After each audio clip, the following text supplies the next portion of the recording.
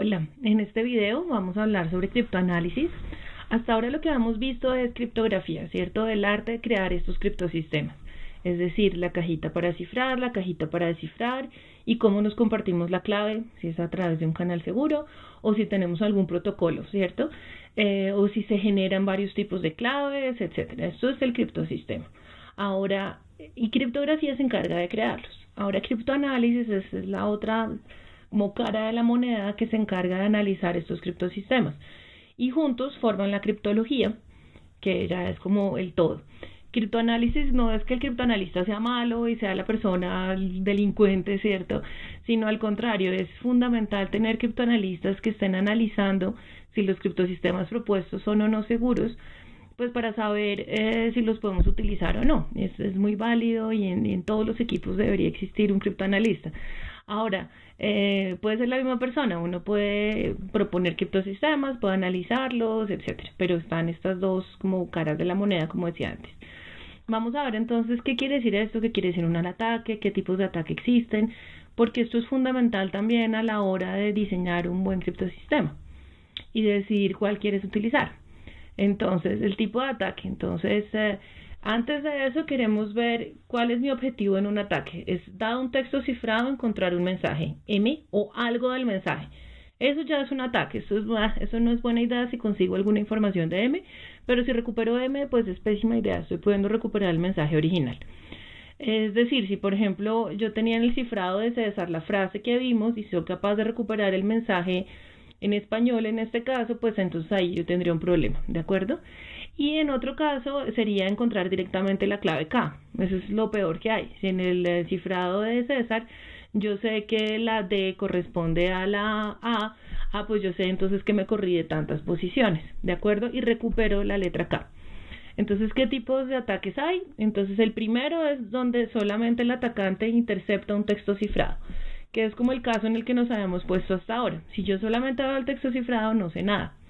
Pero si estoy en un ataque de texto plano conocido, es decir, yo tengo un conjunto de parejas M, I, C, I, donde M son los textos planos y T los textos cifrados, entonces este es distinto, porque como lo decía anteriormente, en el cifrado de César, si yo tengo, ¿cierto?, la letra a la que llegué, C, y tengo el M original con una parejita que yo conozca, ya conozco la clave K.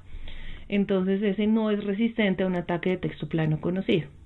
Sin contar que no era seguro, como ya hemos visto, porque se podían hacer los 26 ensayos. El texto plano escogido es otro tipo de ataque y entonces aquí la diferencia es que yo tengo un conjunto de textos planos que yo elegí. O sea, no es, tengo algunos MIs con algunos CIs que me encontré por ahí, sino yo elijo qué mensajes quiero que me cifren, se los entrego a un oráculo y el oráculo me los devuelve cifrados.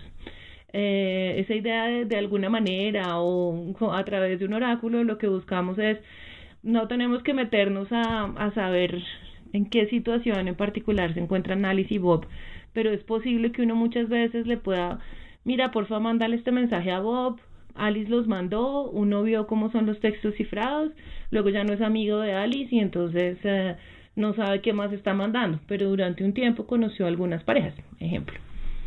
Luego otra cosa que uno puede hacer que es aún más agresivo es el ataque de texto plano escogido adaptativamente. Los adaptativos es como cuando uno jugaba picas y fijas, que entonces uno le da M1, recibe C1, según eso diseña M2 y encuentra C2 y así sucesivamente.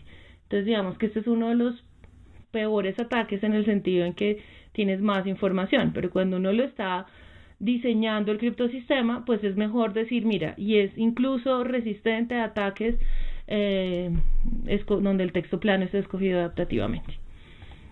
Y tenemos lo mismo con los textos cifrados, entonces pueden ser desconocidos, que es cuando yo encuentro estas parejas, conocidos, que es cuando yo elijo los CIs y le pido al oráculo que me los descifre, o el adaptativo, que es lo mismo, le doy C1, descíframelo, C2, descíframelo y así sucesivamente.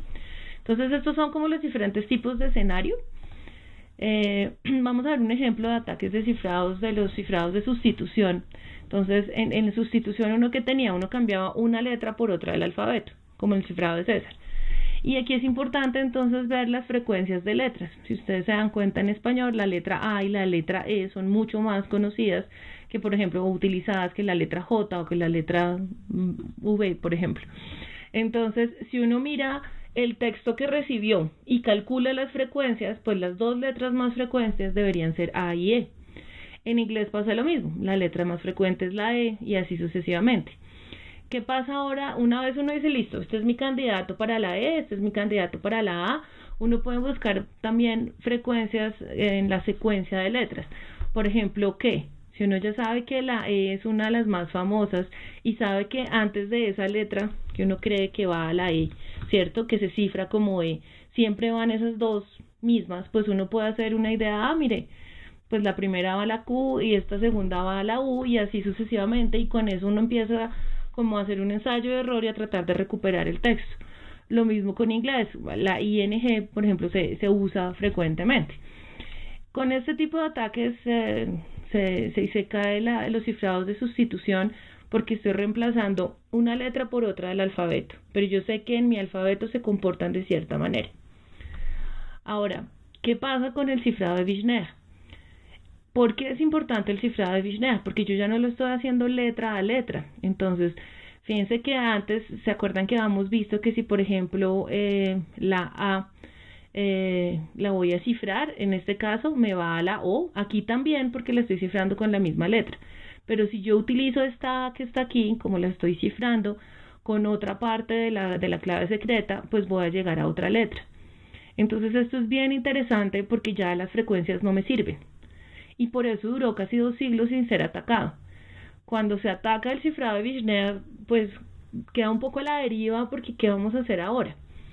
¿Cuál es la idea para los ataques? Aquí nosotros, la idea es la misma, ¿cierto? Tenemos nuestro abecedario. La cosa es que cuando nosotros pusimos la clave de tamaño J, en este caso 4, todas las que van con H van a tener esta parte que hemos visto de frecuencias, todas las que van con O van a tenerlo de frecuencias, pero si uno las agrupa, no. Entonces vamos a dividir el ataque en dos partes.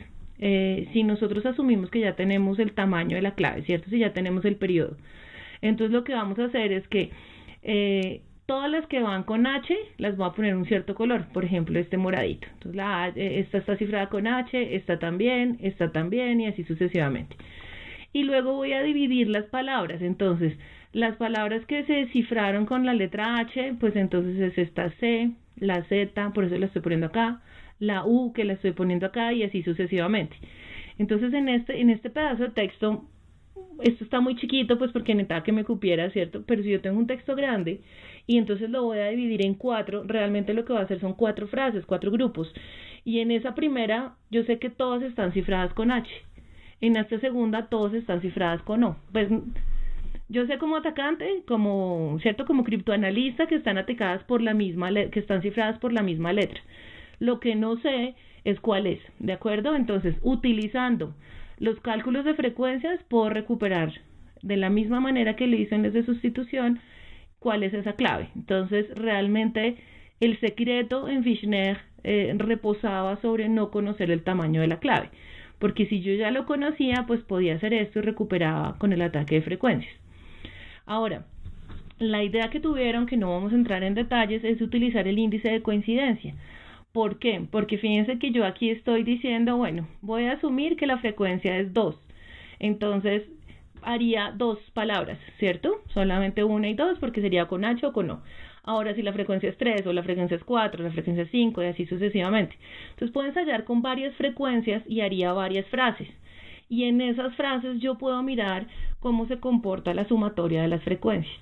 Y esa sumatoria de las frecuencias debería ser la misma que la sumatoria de las frecuencias que un texto en español o en inglés, dependiendo lo que esté hablando. Si estoy, por ejemplo, en inglés, yo tengo un cierto índice de coincidencia, que es esta sumatoria de frecuencias, ¿cierto? Y entonces, si me corresponde con las de mis palabras, listo, yo sé que eso está cifrando un texto en inglés. Si no me corresponde, pues no. Entonces, de esa manera encontraron el periodo. Y así, este es el ataque de Wigner. Listo, entonces esto marca un fin de una era. Ahora sí, les quiero recomendar este libro que se llama Los Códigos Secretos de Simon Sink. Él dice ahí que los criptoanalistas son alquimistas de la lingüística. y los describe como a leer una tribu mística que trataba de convertir los símbolos sin significados en palabras portadoras de un mensaje. Y esto muere cuando muere la criptografía basada, esta es antigua, porque hasta ahora realmente lo estábamos haciendo basados en un idioma. Y eso se muestra mucho si no se han visto esa película de El Código Enigma, ¿cierto? Es muy buena, no solamente muestran el rol de las mujeres que a esta señora le tocaba meterse como secretaria, sino que muestra cómo Alan Turing dice, yo le puedo romper Enigma. Y el señor le decía, usted ni siquiera habla alemán. Y él le decía, yo no tengo que saber alemán. ¿De acuerdo? ¿Por qué no tenía que saber alemán? Porque ya la criptografía estaba basada en máquinas mecánicas, ya no estaba basada como tal en este lenguaje. Entonces, se los recomiendo, salen varios ejemplos, varios ataques, y no necesitan mucho prerequisito para entender este libro, es muy agradable de leer. Antes de pasar a la criptografía moderna, que es la que utilizamos ahora en los computadores, quiero cerrar hablando de Enigma. Enigma es esta máquina que vemos acá, esta que utilizaron los alemanes en la Segunda Guerra Mundial, y la idea era la misma idea de sustitución y transposición, pero ya en máquinas. Entonces, si tenemos este primer soldado, ¿cuál era la clave secreta? ¿Cómo conectar?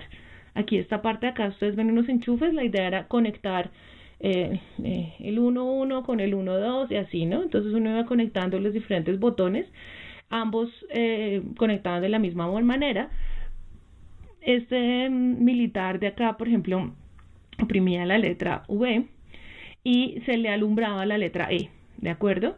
Y lo que hacía es que vía teléfono le mandaba la letra E o vía radio, de alguna manera que podía no ser segura, al otro militar que estaba al otro lado de Europa, y él lo que hacía es que la había conectado de la misma manera, oprimía la letra E, que es la que recuperaba, y se le alumbraba la letra V, ¿de acuerdo? En esta página encuentran un simulador de Enigma, pueden cifrar. Hay algunas máquinas que se recuperaron, que están en ciertas universidades o en ciertos museos.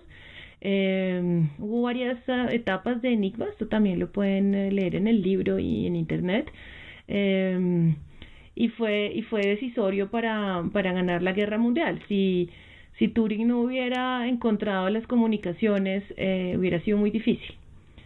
Entonces, esto cierra esta primera parte del curso, donde aprendimos qué era la criptografía y algunos ejemplos de descifrados de la antigüedad.